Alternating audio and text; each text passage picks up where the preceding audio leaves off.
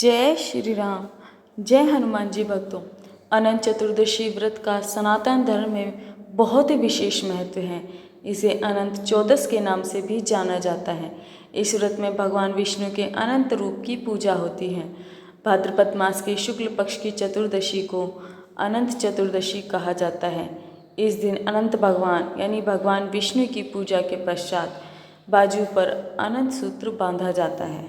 ये कपास या रेशम के बने होते हैं और इनमें 14 गांठें होती हैं।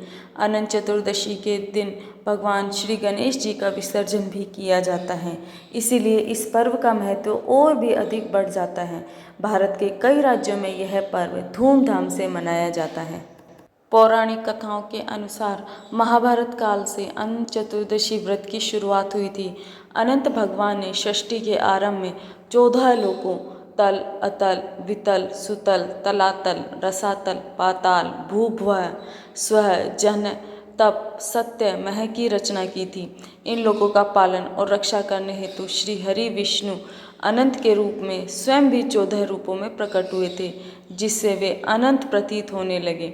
इसलिए कहते हैं जो भी अनंत चतुर्दशी का व्रत करता है और भगवान विष्णु जी को प्रसन्न करता है तो वे उन्हें इसका अनंत फल देते हैं। कहते हैं अनंत चतुर्दशी के दिन व्रत रखने के साथ साथ यदि कोई व्यक्ति श्री विष्णु सहस्त्रनाम स्तोत्र का पाठ करता है तो उसकी सभी मनोकामनाएं पूर्ण होती हैं। धन धान्य, सुख संपदा और संतान आदि की कामना से यह व्रत किया जाता है। हिंदू पंचांग के अनुसार अनंत चतुर्दशी हर वर्ष भाद्रपद मास के शुक्ल पक्षी चतुर्दशी को मनाई जाती है। हिंदू पंचांग के अनुसार चतुर्दशी तिथि 27 सितंबर को रात 10:18 से शुरू हो रही है, जो 28 सितंबर को शाम 6:49 पर समाप्त होगी। ऐसे में अनंत चतुर्दशी का पर्व 28 सितंबर 2023 को मनाया जाएगा। आदि पुराण में अनंत चतुर्दशी व्रत के महत्व का वर्णन प्राप्त होता है। चतुर्दशी के दिन भगवान विष्णु के अनंत रूप की पूजा अर्चना करने का विधान है।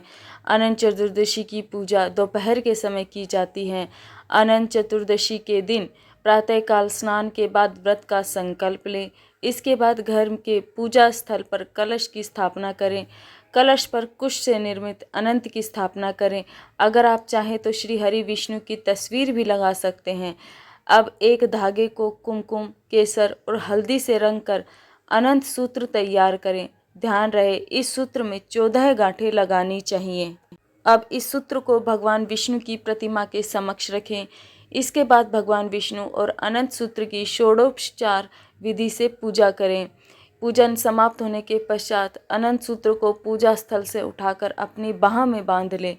ध्यान रखें कि पुरुष अनंत सूत्र को दाहिने हाथ में और महिलाएं इसे बाएं हाथ में बांध सकती हैं। पूजन समाप्ति के पश्चात ब्राह्मणों को भोजन करवाएं और सपरिवार प्रसाद ग्रहण करें।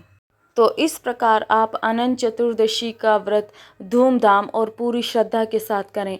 भगवान विष्णु जी की पूजा अर्चना पूरी भक्ति भाव से करने पर आपकी सभी मनोकामनाएं पूर्ण होती हैं। अनंत चतुर्दशी व्रत का पालन करने से आपको भगवान अनंत फल प्रदान करते हैं। वीडियो अच्छी लगे तो वीडियो को लाइक करें।